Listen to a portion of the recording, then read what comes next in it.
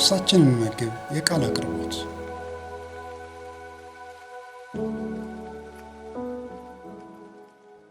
እንደምን ዋላችሁ፣ እንደምን አመሻችሁ፣ እንደምን ሰነበታችሁ። በያላችሁበት ሁሉ የእግዚአብሔር ሰላም ይድረሳችሁ። ይህ በአርኬ ክርስቲያን ሚዲያ እየተዘጋጀ የሚቀርብ ነፍሳችንን እንመግብ በሚል ቲም ከመጽሐፍ ቅዱስ አጫጭር ስብከቶችን የምንሰማበት አውድ ነው። ዛሬ የመረጥኩት የመጽሐፍ ቅዱስ ክፍላችን አንደኛ ሳሙኤል ምዕራፍ 1 ይሆናል። በእርግጥ ምዕራፍ 1 ላይ ብቻ ሳይሆን መጽሐፉን ሁሉ የምንዳስስበት ሁኔታዎች ይኖራሉ። አጠር ያሉ ደቂቃዎችን ነው የምንጠቀመው። ግን ለመነሻ እንዲሆነኝ አንደኛ ሳሙኤል ምዕራፍ 1 ከቁጥር 1 እስከ 8 ያለውን አነባለሁኝ። እንደዚህ ይላል። በተራራማው በኤፍሬም ሀገር ከአርማቴም መሴፋ የሆነ ስሙ ሕልቃና የተባለ ኤፍሬማዊ ሰው ነበረ። እርሱም የኢያሪኤምኤል ልጅ የኤልዩ ልጅ የቶሁ ልጅ የናሲብ ልጅ ነበረ። ሁለትም ሚስቶች ነበሩት። የአንዲቱ ስም ሐና የሁለተኛይቱም ስም ፍናና ነበረ። ለፍናናም ልጆች ነበሯት፣ ለሐና ግን ልጅ አልነበራትም። ያም ሰው በሴሎ ይሰግድ ዘንድ ለሰራዊት ጌታም ለእግዚአብሔር ይሰዋ ዘንድ ከከተማው በየዓመቱ ይወጣ ነበረ። የእግዚአብሔርም ካህናት ሁለቱ የኤሊ ልጆች አፍኒንና ፊንሐስ በዚያ ነበሩ። ሕልቃና የሚሰዋበት ቀን በደረሰ ጊዜ ለሚስቱ ለፍናና ለወንዶችና ለሴቶች ልጆቿ ሁሉ እድል ፈንታቸውን ሰጣቸው። ሐናንም ይወድ ነበረና ለሐና 2 እጥፍ እድል ፈንታ ሰጣት። እግዚአብሔር ግን ማኅፀኗን ዘግቶ ነበረ። እግዚአብሔርም ማኅፀኗን ዘግቶ ነበረና ጣውንቷ ታስቆጣት ታበሳጫትም ነበር።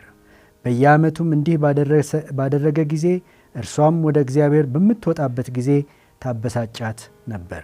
ሐናም ታለቅስ ነበር፣ አንዳችም አትቀምስም ነበር። ባሏም ሕልቃና ሐና ሆይ ለምን ታለቅሻለሽ? ለምንስ አትቀምሺም? ለምንስ ልብሽ ያዝንብሻል? እኔስ ከ10 ልጆች አልሻልሽምን? አላት። አንድ ሐሳብ ወደ ምዕራፍ 3 መጨረሻ አካባቢ ሄደን እንጨምራለን። ከቁጥር 19 እስከ 21 ሳሙኤልም አደገ፣ እግዚአብሔርም ከእርሱ ጋር ነበረ፣ ከቃሉም አንዳች በምድር ላይ አይወድቅም ነበረ። እስራኤልም ሁሉ ከዳን እስከ ቤርሳቤህ ድረስ ሳሙኤል ለእግዚአብሔር ነቢይ ይሆን ዘንድ የታመነ እንደሆነ አወቀ። እግዚአብሔርም ደግሞ በሴሎ ተገለጠ። እግዚአብሔርም በእግዚአብሔር ቃል ለሳሙኤል በሴሎ ይገለጥ ነበር። የሳሙኤልም ቃል ለእስራኤል ሁሉ ደረሰ ይላል። እንግዲህ ዛሬ የመረጥነው የመጽሐፍ ቅዱስ ክፍል አንድ ርዕስ ሰጥቼዋለሁኝ። ሳሙኤልን እናዋልድ የሚል ርዕስ ነው። ሳሙኤልን እናዋልድ ምን ለማለት እንደፈለግኩኝ በዝርዝር ውስጥ ለማብራራት ሞክራለሁኝ። በዚህ በነገረ ፍልስፍና ዓለም በነገረ መለኮት ዓለም አንድ ሄግል የተባለ ሰው አለ። ምናልባት ብዙዎቻችሁ ስለዚህ ሰው ሰምታችኋል፣ ስለዚህ ሰው አንብባችኋል። እኔም አሁን ከማቀርበው በላይ በጥልቀት ስለ ነገሩ ታውቁ ይሆናል። ሄግል የተባለው ሰው ታሪክን ሲተነትነው ቴሲስ የሚባል አንድ ጽንፍ፣ አንታይ ቴሲስ የሚባል ሌላ ጽንፍ እና ሲንቴሲስ የሚባል ሌላ ጽንፍ እንዳለው ነግሮናል። እንግዲህ አንድ የታሪክ ገጽታ በዚህ በኩል አለ፣ ሌላ ተቃራኒ የሆነ የታሪክ ገጽታ በዚህ በኩል አለ። ሁለቱን ተቃርኖዎች ደግሞ ተጠቅሞ የሚወለድ ሲንቴሲስ የሚባል የታሪክ ገጽታ አለ ብሎ ነግሮናል። የአንደኛ ሳሙኤል መጽሐፍ ለኔ ይህንን ይመስላል። አንድ ጽንፍ የመሳፍንት ዘመን አለ፣ ሌላ ጽንፍ ደግሞ የነገስታት ዘመን አለ። እነዚህን ለማዋለድ የተፈጠረ አንድ ሰው ሳሙኤል ነው። ሳሙኤል እንደ ሲንተሲስ ሆኖ የቀረበም እንደሆነ መውሰድ እንችላለን። ዘመናት ቀለም አላቸው፣ ዘመናት መልክ አላቸው።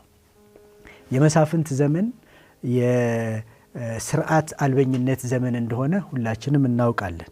ምናልባት ወደፊት ከምናቀርባቸው በዚህ ነፍሳችንን እንመግብ በምንለው ርዕስ ስር ከሚቀርቡ አንዳንድ መጽሐፍቶች አንዱ ሊሆን ይችላል።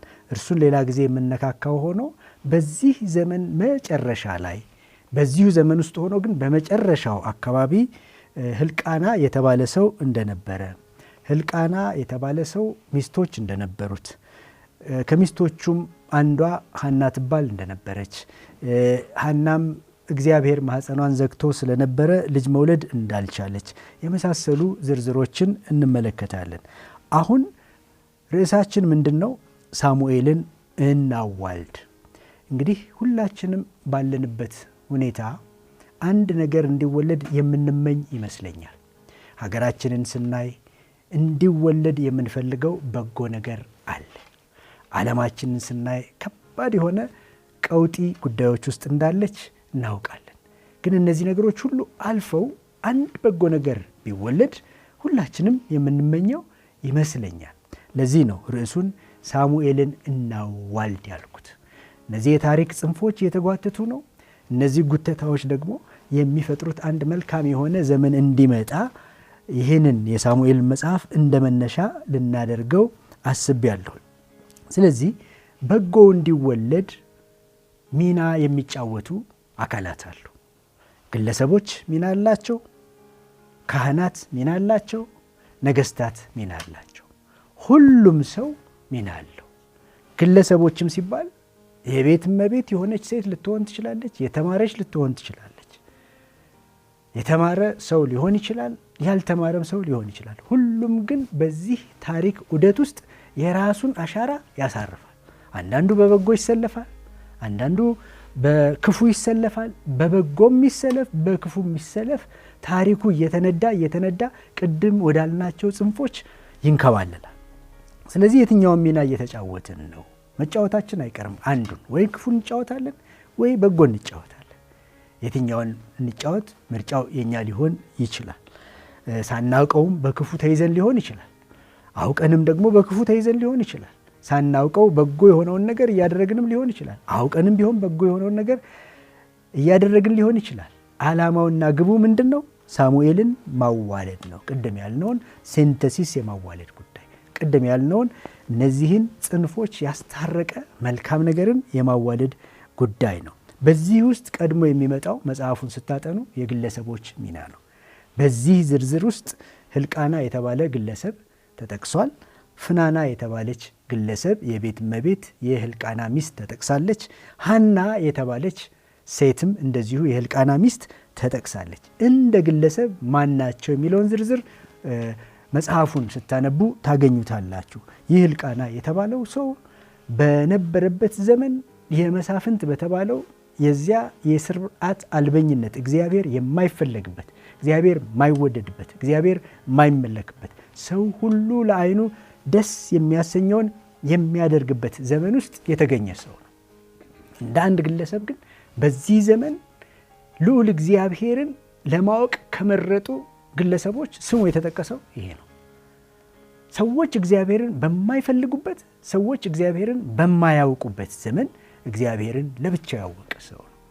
ለልዑል እግዚአብሔር ለሰራዊት ጌታ እግዚአብሔር ይሰዋ ዘንድ በየዓመቱ ይወጣ ነበር ይላል። ቤተሰቡን ሁሉ አስተባብሮ እንዲያውም እነርሱም ወደ እግዚአብሔር ቤት እንዲሄዱ በስጦታም እያበረታታ ጭምር ማለት ነው። አውቆትም ይሁን ሳያውቀው ለሚወለደው ሳሙኤል ያዋጣ ነበር። አውቆትም ይሁን ሳያውቀው ለሚወለደው የተሻለ ዘመን ያዋጣ ነበር። ሳሙኤል ባይወለድ ኖሮ አስቡት፣ ሳኦል ይመጣ ነበር ወይ? ንጉሱ ይወለድ ነበር ወይ?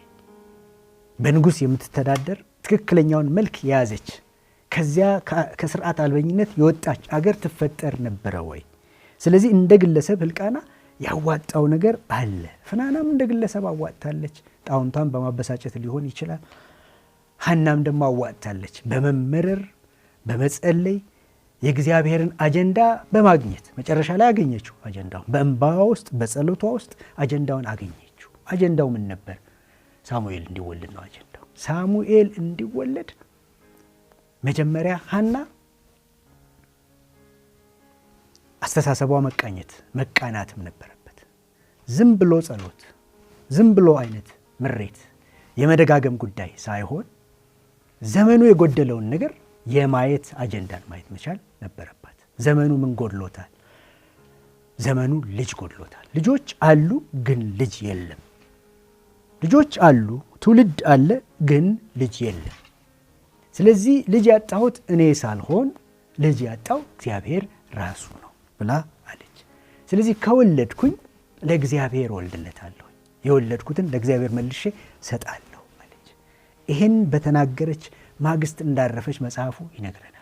ከምሬቷም ከሐዘኗም ከመብሰልሰሏም ከመብከንከኗም ሁሉ ከዚህ በኋላ እንዳረፈች እንመለከታለን። ስለዚህ ሕልቃናም ፍናናም ሐናም እንደ ግለሰብ ሳሙኤል እንዲወለድ አስተዋጽኦ አድርገዋል።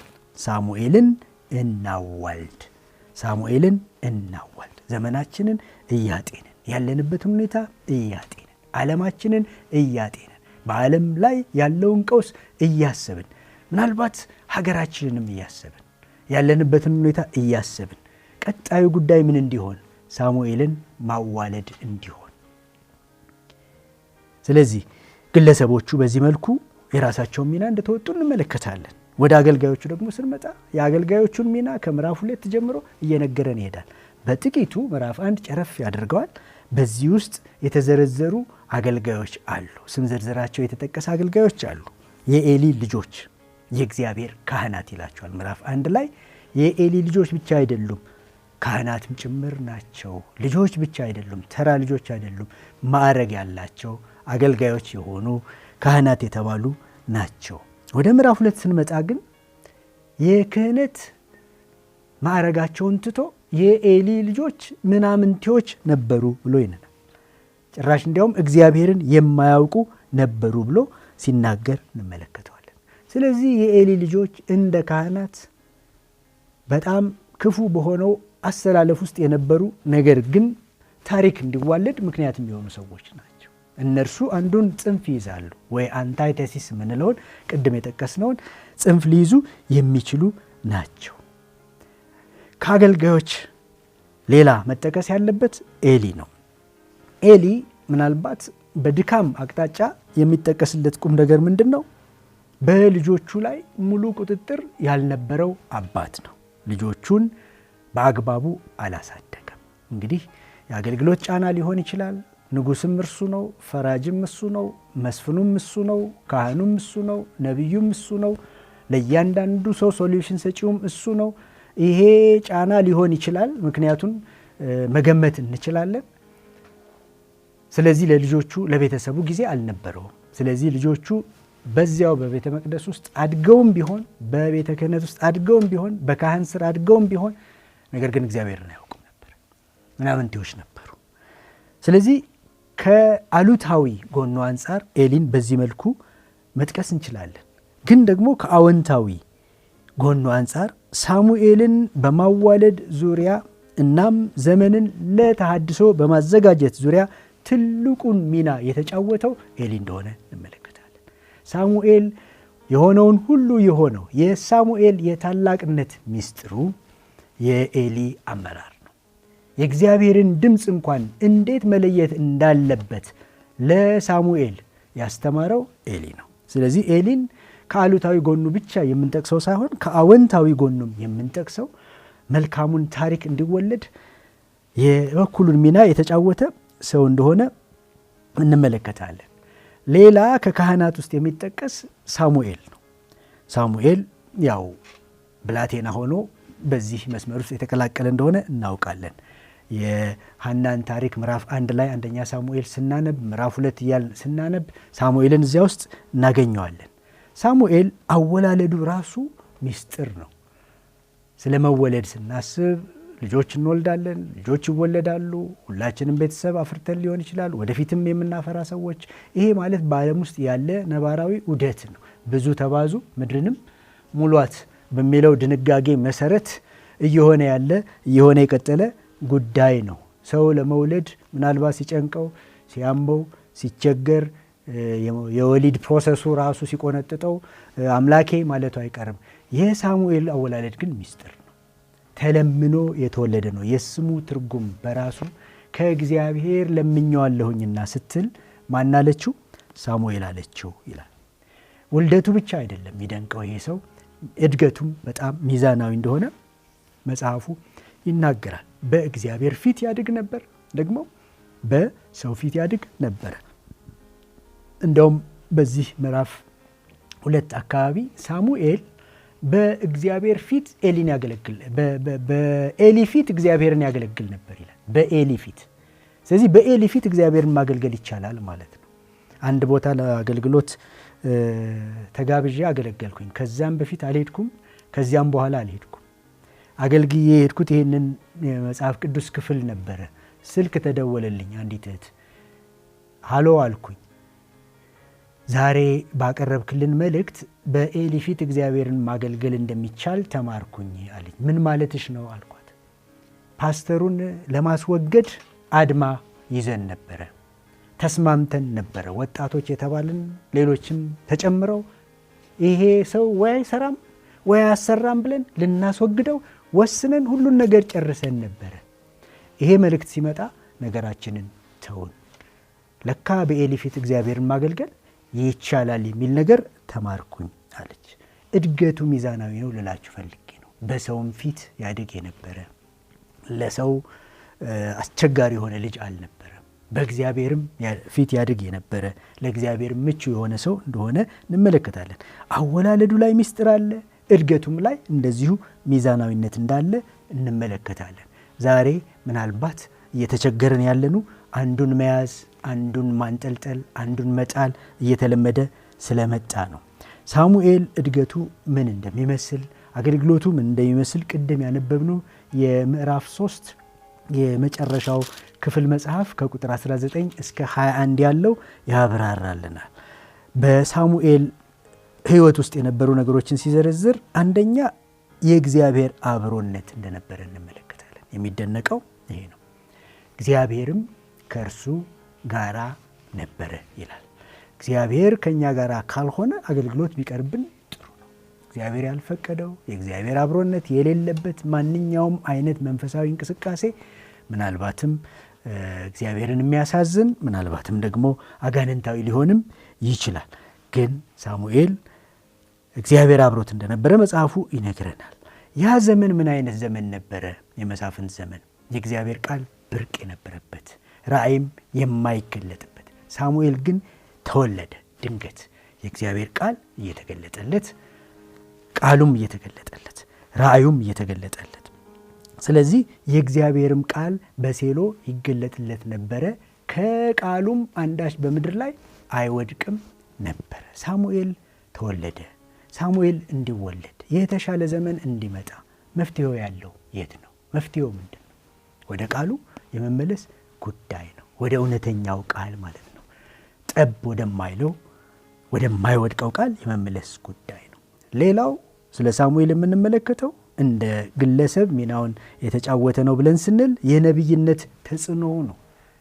ሳሙኤል ለእስራኤል ነቢይ እንደሆነ እስራኤል ከዳን እስከ ቤርሳቤህ ድረስ አወቀ ይላል። ስለዚህ ሊደር እንደነበረ እንመለከታለን። መሪ እንደነበረ እንመለከታለን። ተጽዕኖ የወጣ እንደነበረ እንመለከታለን። አወቀ፣ እስራኤል ሁሉ አወቀ እኮ ነው የሚለው። ኢንፍሉዌንስ አይደለም ሊደርሺፕ የሚባለው ነገር። ተጽዕኖ እንደወጣ እንመለከታለን። የነቢይነት ተጽዕኖ ለእግዚአብሔር ነቢይ መሆኑን፣ ለእስራኤልም ነቢይ ሆኖ መሾሙን እስራኤል ራሱ አወቀ። ዳን ማለት የት ነው? እስራኤል ቤርሳቤህ ማለት ምን የት ነው? ጂኦግራፊውን ማየት ትችላላችሁ። ከጫፍ እስከ ጫፍ ድረስ ተጽዕኖ እንደወጣ እንመለከታለን። ከዚያ በተረፈ የሳሙኤል ቃል ለሁሉም እንደደረሰም ደግሞ ይነግረናል። ማለት አገልግሎቱ ሁሉም ጋር የሚደርስ እንደነበረ፣ ማንም ሰው ከሳሙኤል መንፈሳዊ አገልግሎት የጎደለ እንዳይሆን፣ ተጠቃሚ እንዲሆን በዚህ መንገድ አገልግሎ መጨረሻም ላይ በግምገማ የተደመደመ አፈጻጸም እንዳለው ምዕራፍ 12 ላይ እንመለከታለን። ስለዚህ በዚህ መንገድ ሳሙኤል እንደተወለደ፣ በዚህ መንገድ ሳሙኤል እንዳገለገለ፣ በዚህ መንገድ ሳሙኤል ደግሞ የተሻለውን ዘመን በማዋለድ ዙሪያ የራሱን ሚና እንደተወጣ እንመለከታለን። እንግዲህ ወደ መደምደሚያው ስንመጣ አንድ ሰው በየትኛውም መልክና በየትኛውም መጠን ሊገዝፍ ይችላል። ቁም ነገሩ እሱ አይደለም። በየትኛውም አይነት ፖዚሽን እና ምቾት ላይ ሊሆን ይችላል። ቁም ነገሩ እሱ አይደለም። እንደዚህ ሆኖ ለወላጆቻቸው የማይታዘዙ ልጆችንና ትውልድን ማየት በጣም አሳዛኝ ነው። ከእንደዚህ አይነቱ ፍጻሜ እግዚአብሔር ቤተሰቦችን ሁሉ ይጠብቅ። ልጆቻችን ወላጆቻቸውን የሚፈሩ፣ ሀገራቸውን የሚወዱ፣ በመልካም መስመር ላይ የሚሰለፉ፣ በጎውንም ነገር የሚያዋልዱ እንዲሆኑ እግዚአብሔር ይርዳን። እግዚአብሔርን የማያውቁ ደፋሮች፣ ጨካኞች፣ ዓለማውያን በበዙበት በዚህ ዘመን ያለን ሁላችንም የትኛውን ድርሻ እየተወጣን ያለ ነው? እንደ ግለሰብ፣ እንደ ካህናት፣ እንደ ነገስታትም ጭምር። ምክንያቱም ታሪኩን ስትጨምሩት ስትቀጥሉት መጽሐፉን ወደ መደምደም ስትደርሱ በዚህ ዑደትና በዚህ ሂደት ውስጥ የነገስታቱ ሚና የሚባልም አለ። ሳኦል የተጫወተው ሚና አለ። ቀጥሎ ደግሞ ዳዊት የተጫወተው፣ ከዚያም በኋላ በዝርዝር የመጡ ነገስታት የተጫወቱት ሚና አለ። ሳሙኤልን እናዋልድ። ሳሙኤል እንዲወለድ የተሻለው ዘመን እንዲወለድ ማለት ነው። በሌላ አባባል ምን እያደረግን ነው? የትኛውን ሚና እየተጫወትን ነው? እግዚአብሔር ይምራን። እግዚአብሔር ማስተዋልን ይስጠን። አመሰግናለሁ።